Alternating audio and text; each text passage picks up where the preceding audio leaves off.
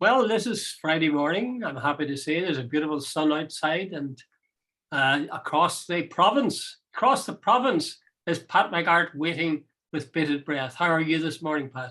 Yeah, I live in the ancient province as opposed to the province. I live in the wonderful part of Donegal. So Us, actually, well, Donegal, Cavan, and Monaghan uh, are part of the ancient province. I don't have to say it. You can distinguish them easier than that, Pat.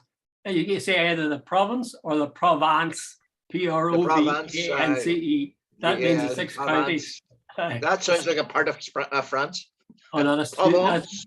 that's a terrible slur on a part of France, I think. Anyway, Yeah, it's a beautiful morning, and it would lift your that's heart. nice here too. Yeah, it's a fine autumnal morning. Aye, and there's a nip in the air too, because I was out for a jog earlier on, and it was bloody cold. But what can you expect? You say it's going to be a nice weekend too. It's going to be even warmer. Yeah. We are so lucky, Pat. We're lucky to be alive, and we're lucky to have such good weather. Absolutely. Okay. That's And the of course, philosophy for the day. Yeah. the third lucky is the people who are watching us, both of them. Okay. Let's talk about the topic on TV and the papers is Jeffrey Donaldson and Doug Beattie, and it's this question of would they serve under, should the votes go that way, would they serve under a Sinn Féin First Minister? And their response to it. I find it fascinating, and I could talk for hours on it, but I'll let you have first shot, Pat, and then I'll tell you. I think we're both watching the same thing. Nolan on Wednesday night asked both, and neither responded or went out of their way to answer the question. And Jude, I thought they had on Jamie Bryson as the brains of Britain for the loyalist people. And his idea seems to be that, that no unionists should serve under Sinn Féin. In fact, Sinn Féin shouldn't be in government. Now, if that's loyalist analysis, God help loyalism, because let's get this clear. Jamie Bryson doesn't get to choose. Neither does loyalism, and neither does unionism.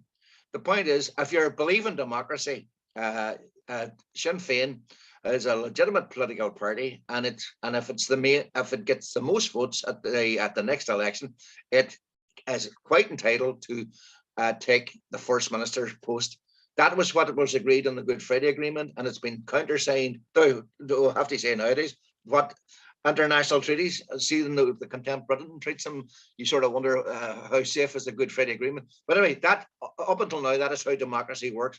So for unionism to turn around and say now they won't serve under Sinn Féin First Minister, I think it totally exposes the sham that has been going on in Northern Ireland for a very long time. Jude, Northern Ireland was an artificial construct based on a sectarian head count and a majoritism or majoritarianism. I'm not even sure how you pronounce that word. Has been the bane of political life here. And my final point, Jamie Bryson seems to be suggesting that there hasn't been democracy in this last 20 years because the mandatory coalition. He seems to miss the point that a framed setup was never a democracy either. So anyway, that's enough from me. What's your opinion?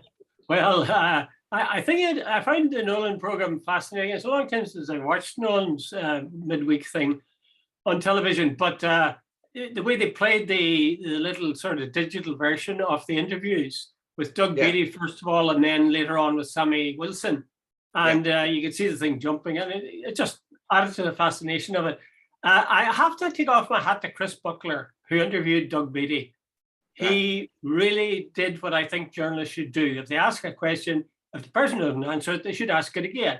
And if they don't answer it, they should ask them again. And that's what Buckler did. And Doug Beattie was totally exposed as someone who wouldn't say that he would serve under, if the votes came out that way, under a Sinn Féin First Minister.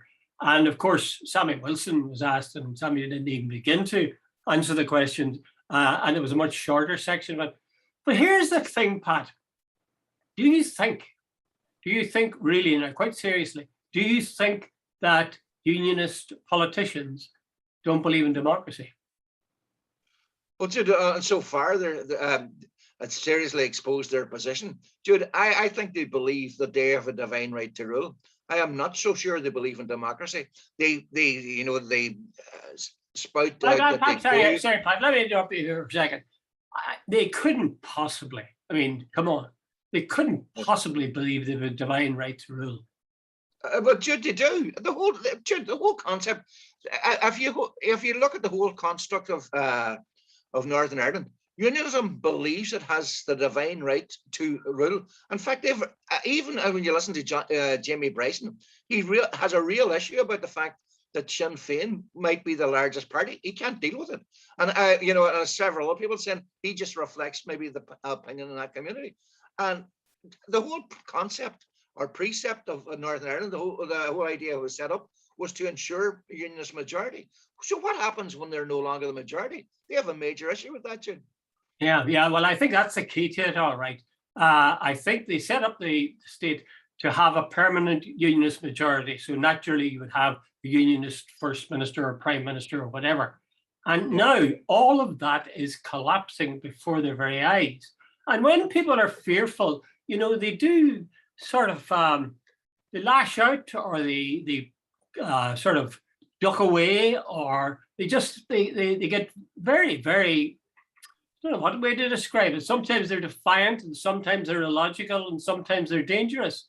And I think maybe we saw all three of those that night on Nolan. I think they have a sense of an incoming tide, and they feel there must be something they should be doing, but they can't work it out quite what they would do. Some people say they're working for a unionist pact of some kind that would then defeat Sinn Féin, or the possibility of Sinn Féin becoming the first minister.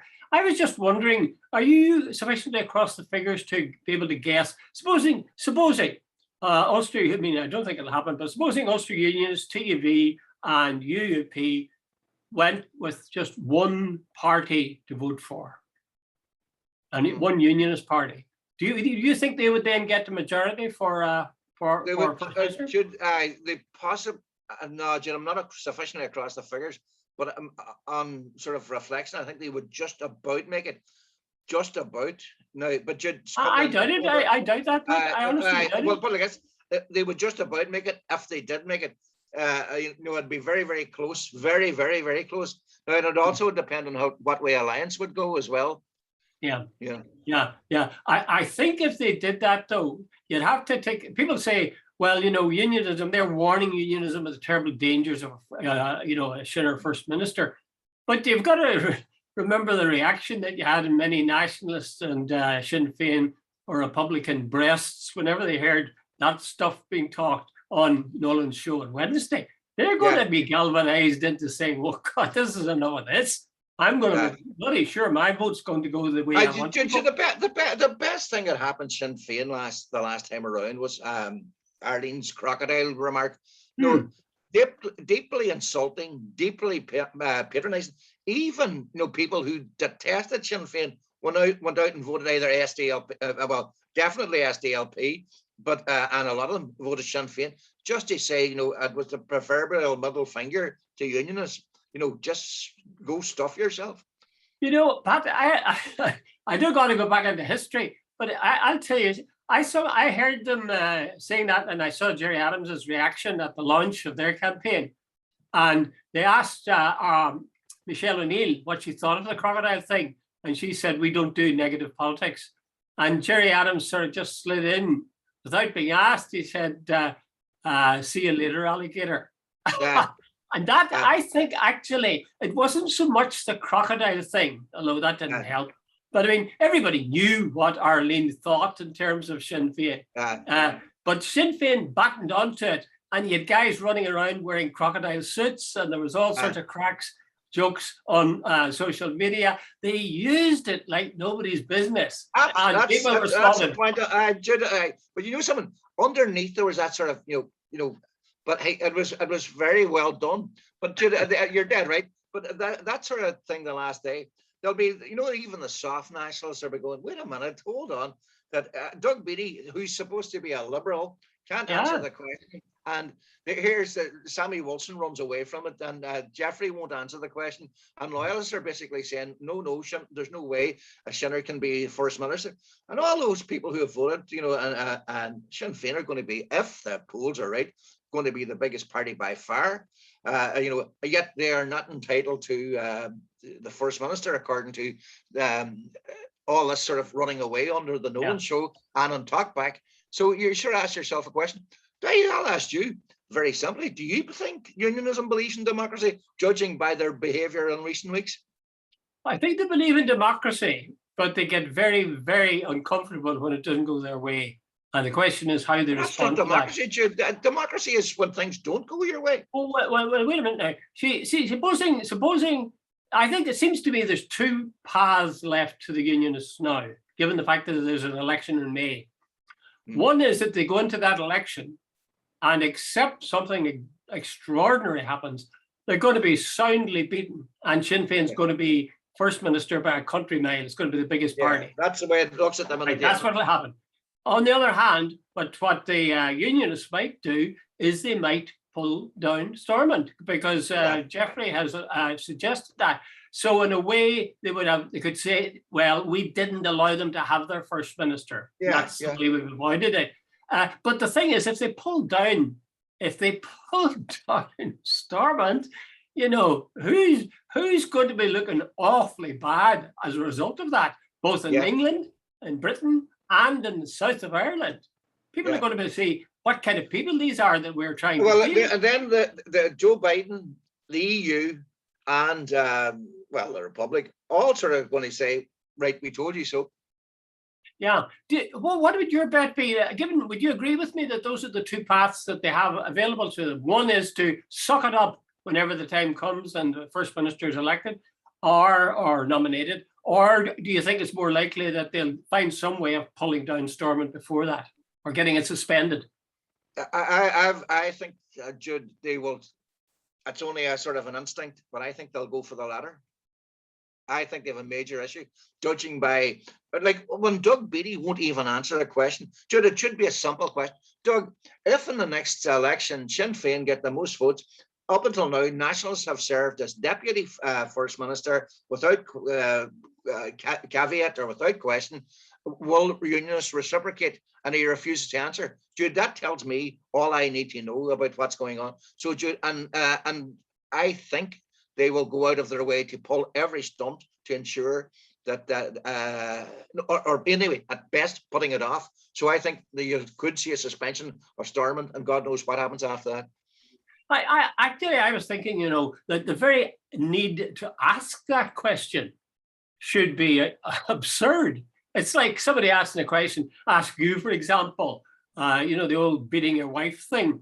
It doesn't make sense in any semblance of a democratic state where you say to a guy, would you go along with the majority vote? And the guy doesn't answer it. Things are at such a stage that everybody knows that question had to be asked and had to be asked again and again. It's really daft. It's like saying, are you in favor of sticking needles into children or, beating up old ladies at the crossroads? It's just daft. But the reality is, right, just to put it on a straight line, if at the next election Sinn Féin finish top, do you believe that any unionists will serve as a deputy first minister? They might. Because the question of it is, it's like democracy itself. It's the worst system except for all the others. So being deputy minister is the worst fate in the world except for all the others. It's either deputy first minister or nothing. In a way, you're really wiping out your party if you don't join into the politics of it. No. And we all know they're joint first ministers anyway. In fact, I think Sinn Féin would be very wise to do what Mark McGuinness advised them or said he would do years ago. He said that if Sinn Féin was to become the biggest party, one of the first actions he would take as first minister is to officially have them nominated as joint first minister, because that's what they are, effectively. So in a way, this noose is something that the unionists themselves have woven, and now they're about to dangle on the end of it. Yeah. If it wasn't so sad, Pat, it'd be ludicrous. It really would. Yeah. And I'm Absolutely. amazed that there isn't more of an outcry south of the border. But maybe they'll get the message eventually if things work out the way we talked about. Okay, enough about Stormont already. God save us. Yeah. Well, I was going to go on one last. No, I'm not going. I was going to say something about a United Unionist Party again, but no. Okay. Now, what about Leo Varadkar and what he said about Britain? He wasn't being very complimentary about our nearest and dearest neighbour in his views on their trustworthiness. You saw him on TV, Pat. What did you think? But there was a funny thing, and it might be the way it was framed. I said, I just come in clip. He basically said, "This is the way it's going to happen." I would advise people. Basically, third-party countries making deals with Britain, not to ensure that they've locked it down and made sure that it's doable, because you can no longer trust the Brits. Now, there was a bit before that he said, if this is true, that this is what they're going to do, he said, then people better start asking questions, or nations better start asking questions before they sign deals with Britain. But Jude, he made a very, very, and I thought it was an amazingly strong statement from Varadkar. He's basically saying, he was responding to the tweet the night before from Dominic Cummings, when he said that Britain had signed the deal, pure and simply stating they would take the bits of the Brexit that they wanted and the protocol that they wanted and dump the rest. And he said that was always the plan. The only reason that Bojo signed it was to ensure that he had a deal as he went into the election in Britain, and it was to get to stuff it to Jeremy Corbyn, because we have done the deal, we have got it over the line, the chicken ready or oven ready dinner that they talked about and so on. And then Ian Paisley Jr. goes on Newnight and says, and he says, it wasn't a lie. Now, I heard a guy on RT saying Dominic Cummings is a despicable human being, and I wouldn't trust his word and all the rest of it. So, I thought that was how they were going to play it, that this is just Cummings coming out with this to have a go back at Boris, and it's not true. But Paisley went on and said, no, he says, the Prime Minister told me this himself. So and he referenced Cummings as well. He says, there's another source says this is true as well. So, you sit and saying, and here's a former Prime Minister of the Republic of Ireland saying to people, hey, wait a minute, you can't trust the Brits. And of course, Jude, Lord Frost is the ultimate proof of it. He does a deal, signs it, and then he spent, and he's disparaged it, he's ridiculed it, and he's trying to unpick it. So you don't need any more proof. Well, leave Frost out of it for the moment, and let's concentrate on these two sources: Dominic Cummings and Ian Paisley. Both of them have said that Boris, I shouldn't say Boris, I should say Johnson, because Boris makes him sound like a lovable sort of a person. Yeah, Johnson. Well, you used to like him. I did before I wised up. I mean, he was judge of character, Collins, are you? He's still a colourful figure. But all this colour is. So is Donald Trump. And black Hitler and red. Hitler loved his mother. But go ahead. I'm interrupting. That's all right, Pat. You're always welcome to interrupt me. Dominic Cummings and Ian Paisley are the main source of this statement about Johnson having decided in advance he was going to scrap this protocol as soon as he could after he signed it. Yeah. But don't forget, Dominic Cummings, as you said yourself, is a poor source. You wouldn't trust a word out of his mouth, as most people know. And as for Ian Paisley, this is a man who didn't declare stuff before flying off to go doing stuff that you're not supposed to do as an MP. Remember, he was suspended by the House of Commons for those luxurious flights that he took to various dictatorships.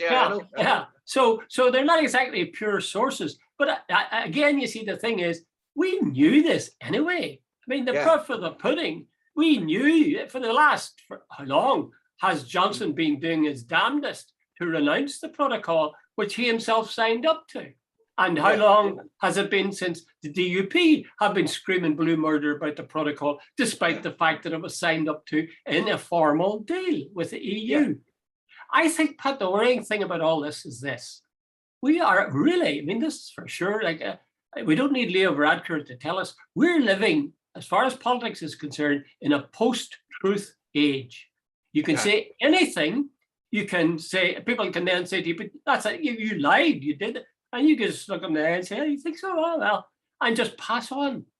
Now, there was a time remember the American woman who was Trump's spokesperson? Remember Conway? What was her Rosemary? What Conway? Or what? Remember she talked about. Somebody said, but what do you call it? But these are facts in regard to Trump. She says, Mr. Trump has alternative facts. Jude, you can't have alternative facts. Either if your age is 61, you're 61. You can't be 65 or 54. There are things called facts, that stand out.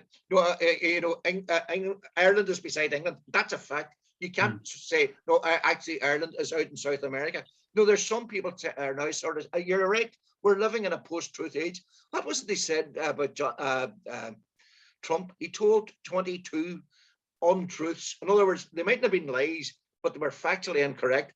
But hey, that doesn't seem to matter. Like Judy still gets a massive vote. Johnson has been sacked, I think, from 3 different jobs, and he is basically getting away with it as well. And everybody thinks, oh, wasn't he a great character? Jude, he just lies. Now, Dominic Cummings said, well, look, we shouldn't be singled. Well, he didn't even say it this way, but he said, yeah, of course we signed an agreement, but we're going back on it now. And he said, well, that's the way it is. That's what states do. I think he's America, China, all these other countries. They break pacts that they have made. Is there truth in that? Is there? I can't think of it. I can't think offhand. I can't think of a deal that was signed, apart from Trump, a deal that was signed and then that the country went back on its word. I suppose you could say that Trump's case, he was a new administration and it was signed by the previous administration. But I can't honestly think of another country that has signed an agreement and then has ditched it almost immediately. Can you? Yeah. Well, George Bush W went back on the Paris Accord. He pulled the Americans out of that. But the Americans are very good at it, and Trump pulled them out of the Iran deal.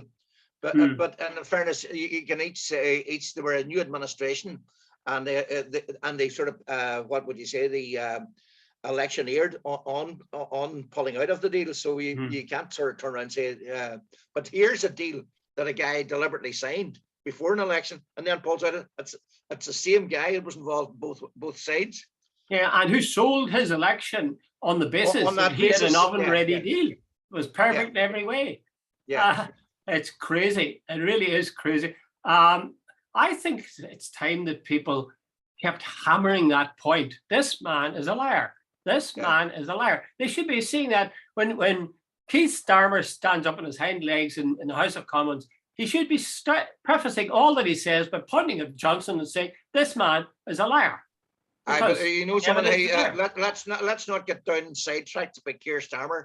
The sort of the equivalent of an ashtray on a motorbike or a chocolate Fairguard or whatever you want to. He is the worst politician I think I've ever come across. Well, I'm trying to make him better. If you can't lay a finger on Boris Johnson with the ammunition that he has at his disposal, you are useless as a politician. Well, I'm just trying to help him with this little tip, and that would be to start every speech with. Could I address my words to the Right Honourable Boris Johnson, the Prime Minister, and the Prime Liar? I think that would be a nice way I would start off the tone and what you had to continue. Anyway, listen, once again, Pat, we're talking here about what did Leo Varadkar say and what did Dominic Cummings say and what did Ian Paisley say. We didn't really need them to tell us that. We knew bloody well. The actions speak louder than the words. Johnson clearly said. I disagree with you there. We know that, but now we've got confirmation from 2 sources that it was a deliberate lie. And as well as that, Lord Frost, David Frost, is trying to say, no, we didn't realize beforehand, but that's the implementation has exposed it. That's also an untruth.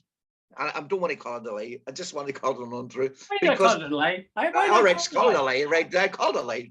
Like let's drop this parliamentarian crap. But anyway, that is exposed to that.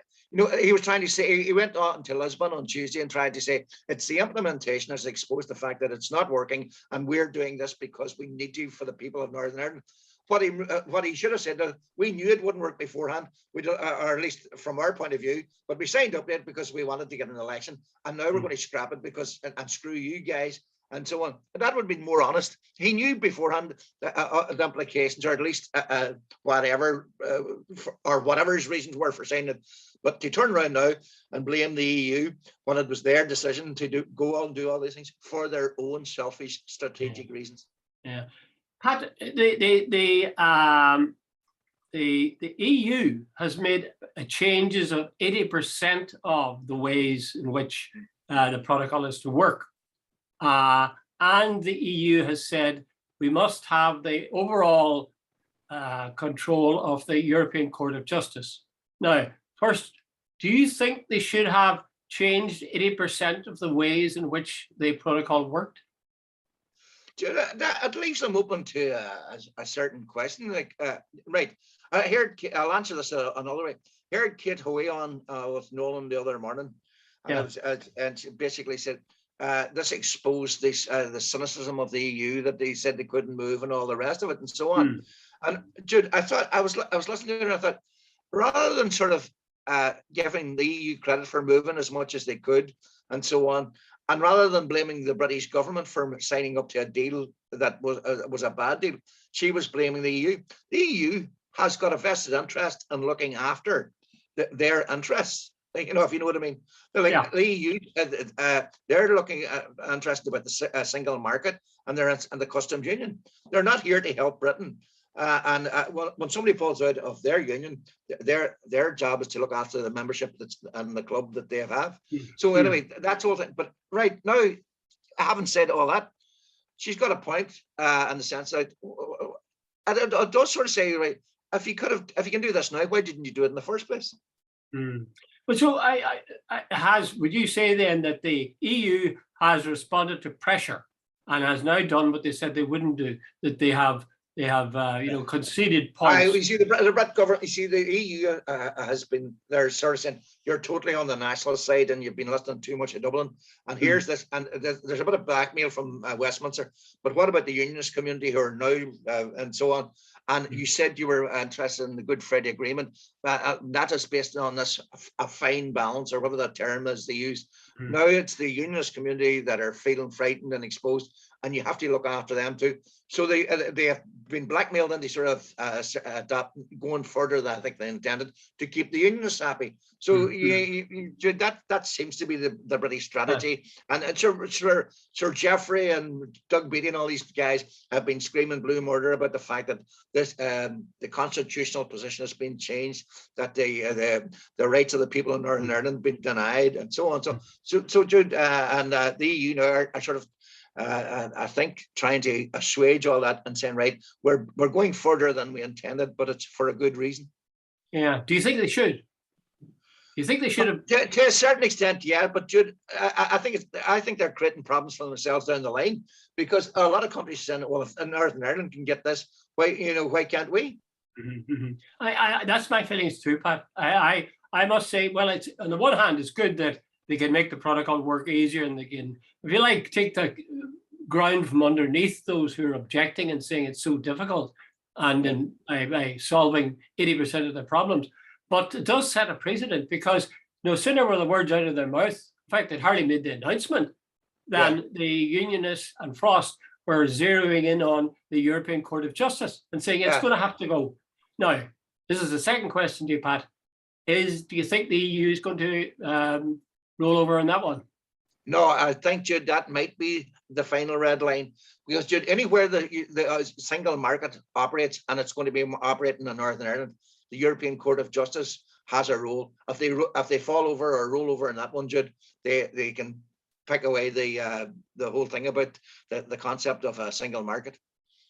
I noticed they had the EU ambassador to Britain was on Newsnight last night, and he said, well, the fact of the matter is the single market and the European Court of Justice go together. Yeah. Can't have one without the other. The other. So Yeah. if you're going to get rid of the European Court of Justice, then your single market's gone. Yeah. And likewise, if you have the single market, which Northern Ireland has, Yeah. then you've got to have the European Court of Justice. I Yeah. suspect what they'll do is they'll insert another filter before you get to the European Court of Yeah. Justice, and they'll allow the Brits to have a big say in that. Right. And that'll maybe be the big. Apparently, getting to the European Court of Justice is nearly impossible anyway. So, Yeah. and somebody said to Frost the other day, or somebody I aired on, I can't remember who it was, RTE or BBC, you know, on the streets, I think it was Vincent Kearney on RT, you know, about the fact that nobody's ever mentioned the European Court of Justice on any of the discussions. None of the unionist politicians brought it up. Nobody else brought it up. But now they're hanging on to it like for dear life. Oh, it was in some sort of compact document that was brought out three months ago, and it was buried on page 107 type thing. But now it's front and center of the whole discussion. Jude, it's just another thing to sort of try, you know, to get a bit of pressure to, you know, to see you get more of it. But Jude, they have 3 weeks now, apparently, of intense negotiation. So let's see where that goes. I thought it occurred to me there as you were speaking, Pat, was when most politicians say anything they say it with in mind the fact that they'd quite like to get elected the next time around.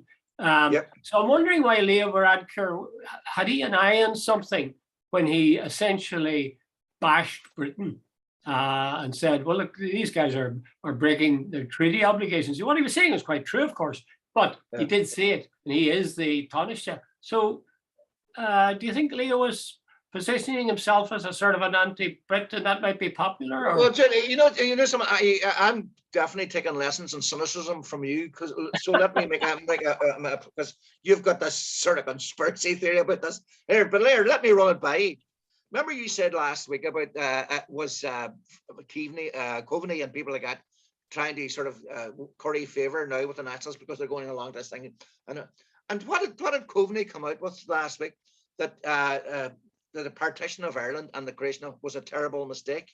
You know, he goes, you know, and then suddenly Leo, who, you know, what do they call him, Tory boy? You know, like he would definitely, had he been in Britain, a supporter of Thatcher. He is coming out and making the comment. And I was surprised at the strength of the comments he made. I really was, because he and Coveney are very astute politicians, and they're very careful about ensuring being on the side of whichever way the wind's blowing. And they come out with what he, and by the way, that comment was quoted on the BBC main news. And so on. So, and it was very, very strong. But Jude, one thing maybe we're missing here, I would think right now across Europe, there is a real anger about the Brits and about the duplicity and the arrogance and the sort of, you know, that's going on. I would wonder how much further the EU is going to be pushed. Like the blackmail in regard to unionism and about the fair play and about being even-handed and all, it goes so far. I would think in the next week or so, if Brits start pulling another stunt in regard to the European Court of Justice, I'd say that's it. No, Jude, I could be wrong, but I think Britain has overplayed its hand. I think you're right. I think you're right, Pat. And I think what's more, that the people in the south of Ireland, like yourself, will be looking, no, not like you, but you know, the Dublin 4 set, or the average voter, let's say, in the south, will be looking at this, and they'll be seeing the EU, to which they belong, being kicked in the teeth by the Brits. And they'll see Jeffrey Donaldson being just simply intent on wrecking an agreement that is the ink is hardly dry on. So I maybe that's where Simon Coveney and Leo are getting this feeling, that they're articulating the sense that people are getting fed up to their teeth, and they begin to empathize with nationalists and Republicans in the north who've had to put up with this sort of rubbish for years, you know. But the other thing as well, Jude, their old political antenna must also be picking up the fact that more and more and more young people are not going to them. Okay. Let's leave Leo, Dominic Cummings, Ian Paisley, and Johnson to stew in their own juice. Don't they deserve it? Right. William Shatner. Now, everybody talks about William Shatner as being the Dr. Spock guy. Right. I confess I never watched that Dr. Spock thing. No, he wasn't Dr. Spock. Spock was the guy who was his sidekick. Oh, was that Star right? Trek, Spock was the guy with the ears. Yeah, he was the guy with the ears, yeah. And it's quite obvious you didn't watch that program either. I knew the cliches. I knew they boldly go where no man is ever gone. Dr. Spock was the guy who how do you bring up babies? That's right. And he was an idiot as well. Because I tried following him, it was disastrous. But I remember him best from Boston Legal. Did you watch Boston Legal? Who? Boston Legal. No. You have it. If you can find it, you have a delight in store. It's a brilliant series. Really funny. He's a big corporate solicitor, and it's a knockout. It really is very, very good. You laugh your leg off, and at the same time you can see the twists and turns of a big legal firm. And he's first class in it. That's the only thing I've seen him in. But anyway, his space and his relationship with Mr. Spock is what's in the headlines these days, because he went up into space on Jeff Bezos, is it? Jeff Bezos? Yeah, Jeff Bezos, yes. His spaceship. Jeff Bezos decided and paid for it. I'll just quote you what he said. Now, he said this before he went up. I wasn't able to get the exact wording for what he said when he came down again. He said, this is Shatner now. I want to have the vision. I want to see space. I want to see the Earth. I want to see what we need to do to save Earth. I want to have perspective that hasn't been shown to me before. Dare I say it? I shouldn't, but I will. He's showing his age a bit. More statements. He sounds sort of incomprehensible, like his gasping stuff out. I want to see the Earth. I want to see space. Would you be in favor of him doing that trick he did? He's 90 years of age, and there's something I admire to a certain extent. I have to be honest. 90 years of age, having the balls to go up and to do that. And it goes to. It's marvelous that you have the human spirit and the sense of wonder at 90 years of age to want to go there and see that. And Jude, I think one of the great things is to look forward, to have something to do. See people who give up in life when they're about 55. I think that's so wrong. I admire Shatner, the fact that he's still got the curiosity, he's still got the interest, he still wants to do things. Like Bezos, I don't want to even go there, about his money and his obscene wealth, and and so on, and about how he treats his workers. But anyway, Jude, as far as Shatner goes, I admire him. And I think it's a great thing that he that he can do it. I'm not necessarily agreed with the whole thing around it. But space tourism. Space tourism. I sort of admire him too. I'm amazed that I always thought it was very rigorous and terrible stresses on your body being. And I jumped it out exactly. Well, most 90-year-olds consider themselves lucky to be sitting in an armchair in a retirement home, and there he's doing that. That's the first thing that astonished me. The next question that came to my mind, I have to say, is how much was Bezos paying him? I actually think it was a combination of two things. William Shatner, like any old ham, wants to get the limelight. He loves publicity, and he knew the world would be looking at him. And secondly, I would bet that Bezos paid him handsomely for it. Dude, Bezos, if he gave him 10 million, wouldn't it be not a percent of 1%? Yeah. Jeff Bezos is worth something like 200 billion, isn't it? Yeah. What do you think he paid him, Pat? Do you think he paid him, or do you think I have zero doubt he paid him. Look at. Here's the thing. The guy who starred in Star Trek, a program made in the 1960s when all this was impossible. Fast forward 50, 60 years, and here he is actually going into space for real. The juxtaposition of the two things is, here, look what we can achieve. And look, and I am Jeff Bezos. Like, he's getting a lot of bad publicity for how he treats his workers. This is, this is manna from heaven. His PR guys are probably, I know I was going to use a rude word there, for the publicity they're getting. Jude, this is fabulous stuff. Sure, we're talking about it, and we live in a wee island after.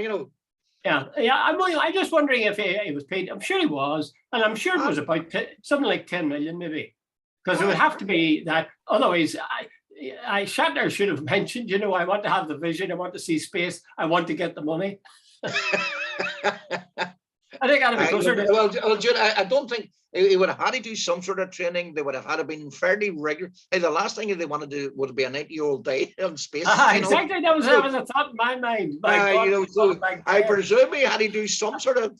The first dead man to circuit space. I thought a new program rather than day. It's called Day in Space. Yeah, go ahead.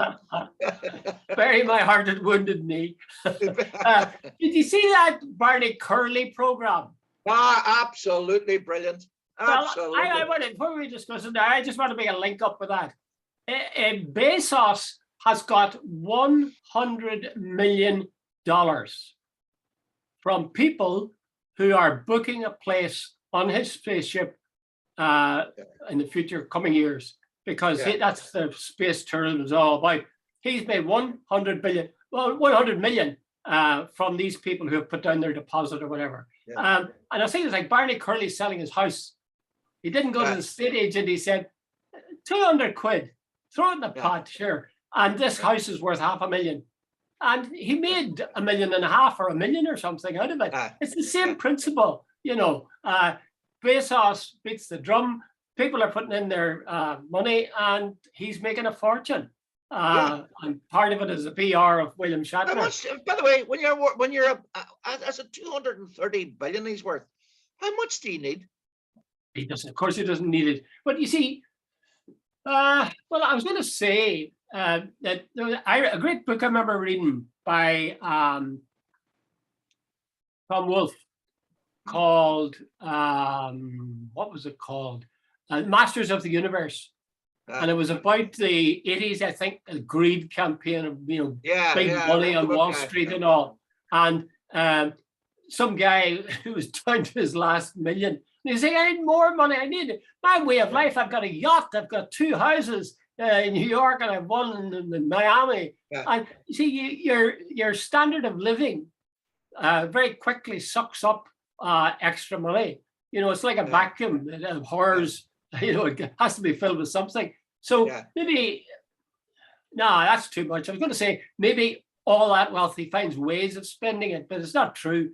It's too big. Too big. I'm sure it makes him feel good, but if the government was worth a damn, and if he as a human being was worth a damn, instead of building a spaceship, he would solve world hunger.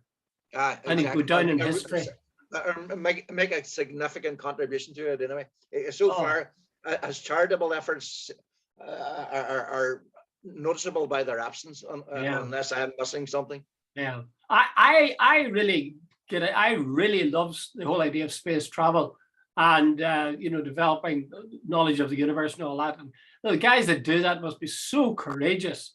Tom Wolfe also wrote another book about that called The Right Stuff, about the training of the astronauts to go out. And the courage they had is amazing. But anyway, William Shatner, Bezos has got too much money. William Shatner's got a bit of it. William Shatner did something that he probably would give him something to think about in his retirement home. And Bezos will be getting another 100 million. I was about to crack a joke about how Shatner's name, but I'm not gonna. Shatner's. Did you ever hear Shatner's version of Common People? No. That song, I Want to Live Like Common People?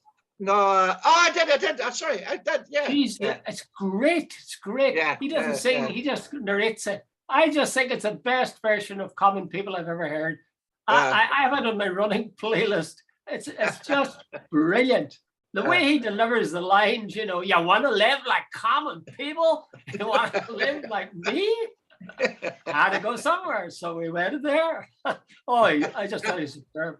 Anyway, okay. Let's go to our last one, but don't forget. Keep in mind we have to select a poop scoop of the week today. I have one in mind, but then we'll go. Sally Rooney in Israel is the last one. This is getting a lot of publicity. Sally Rooney, the well-known Castlebar, County Mayo, I discovered, author, who has made herself, she must be nearly as rich as Jeff Bezos. She has made an awful lot of money. She has said Israel will not get permission to publish her book. And a lot of people, I was reading the Irish Times letters page, and some people were getting kind of irate with her. What would your own feeling be about her this gesture? Jude, you know someone. I've got a slight sort of obsession with Israel in the sense that many years ago, and about 2006, I retired, and there was a war going on in Lebanon, and I remember I was going between, because I know how to do, for the first couple of weeks after I retired. And I was watching this and the coverage between Sky and CNN and so on. And I realized we had all been getting conned. I had this idea, poor little Israel, and so on, so on. And I realized Israel is actually the aggressor and much of what is going on. Right, fast forward, Sally Rooney. Sally Rooney has basically said, I stand with the people of Palestine. And as she supports the BDS movement, which is basically boycott, divest, and sanctions against Israel until they agree a fair deal with the Palestinians. I support that 100%, absolutely 100%. When you listen to the Israelis, they're trying to say that criticism of Israel is anti-Semitic. It is not, Jude. The Israelis have killed about 5,000 Palestinians in this last couple of years on the claim of defense. Yet what they're basically doing is they're taking Palestinian land, they're putting people out of their homes, they're building illegal settlements, they're building an apartheid system and all the rest, and turn around to the world and saying, but no, see what you see in front of your eyes? That's not true. They're the bad guys. We're looking after ourselves. Now, Jude, I don't know. And the Americans, Jude, what was the day the Americans moved their embassy from Tel Aviv to Jerusalem? About 50 Palestinians were shot dead individually. It was a massacre about 4 times worse than Bloody Sunday. And it was done and seen. And the Americans sort of said it was the Palestinians' fault, not the Israelis, and so on. So, Jude, I am on the side of those. What is it? I can't remember who said it, but silence as always works on the side of the oppressor, not the oppressed. So I admire Sally Rooney tremendously. So do I. I think she did the right thing. I mean, she can afford it. Let's face it, she can afford it. She's got every other language. But you hold on. And the old American system, the Jewish lobby, AIPAC, they control a lot of influence in the media and Hollywood and so on. So, if she's looking to get maybe programs made or whatever, and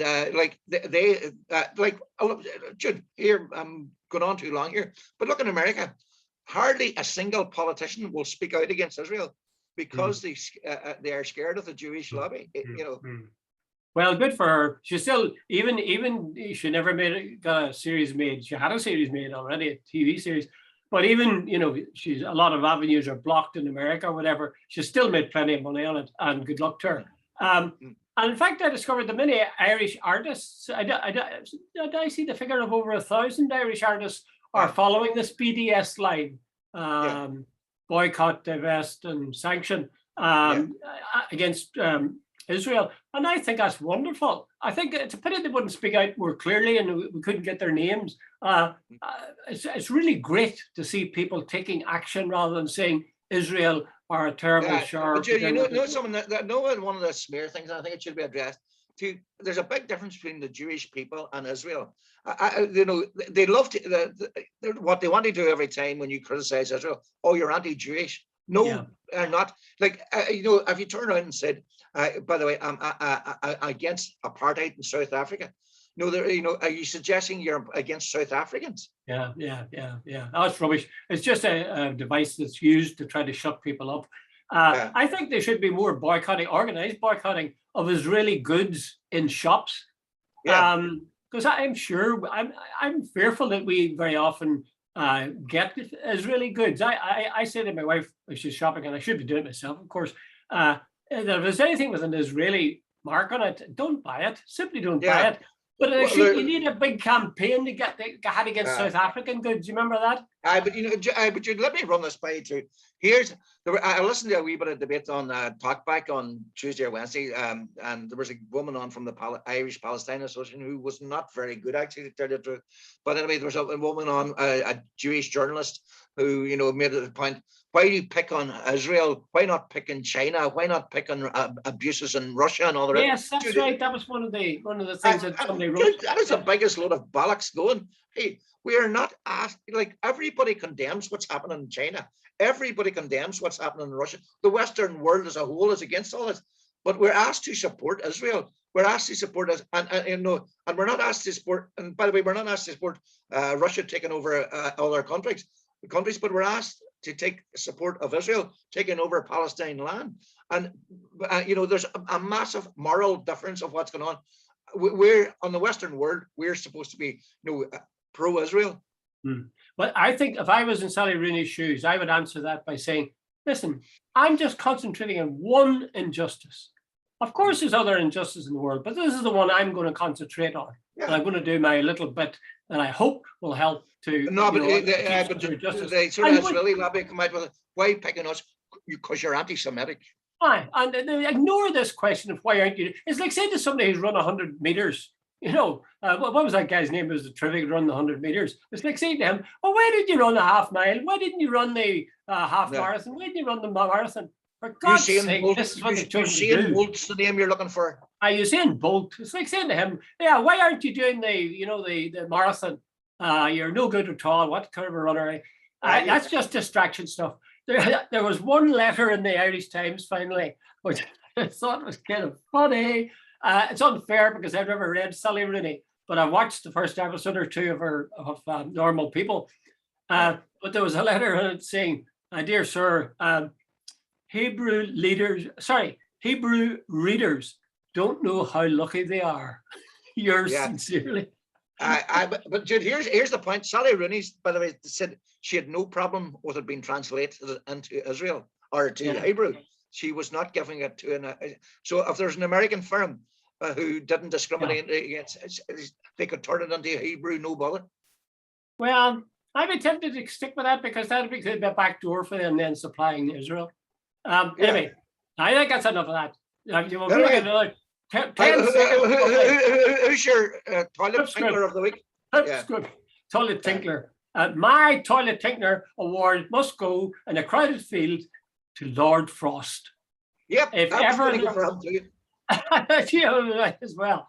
He is just such standing up and saying the biggest load of rubbish. I was surprised that somebody doesn't leap over that sort of plastic lectern he was speaking from and deck him, because he just said, how do people get away with that kind of thing? And how do they have the brass neck or the brass appendages to say the kind of thing they're saying and try to justify it? Really, he's beyond words. The man's beyond words. Jack Frost. Remember was it the Iranian journalist or the Iraqi journalist who threw the shoes at George W. Bush when he was speaking? But you know what you were just saying there. Isn't it amazing? And we better wrap up shortly because we're going on a bit. But remember the fact that Lord Frost went to Lisbon on the Tuesday, deliberately knowing that the next day the EU were coming out with a set of proposals. He went the day before to say the proposals weren't acceptable, but without apparently knowing what the proposals were. So in other words, the Brits are playing, their usual arrogant game. They want everything, getting their retaliation in first. Well, we can only talk about the world, Pat. We can't change it. It's up to both our viewers to get cracking and do something about it. Okay. Right, Pat. Enjoy your autumnal weekend. Okay. Thanks very much.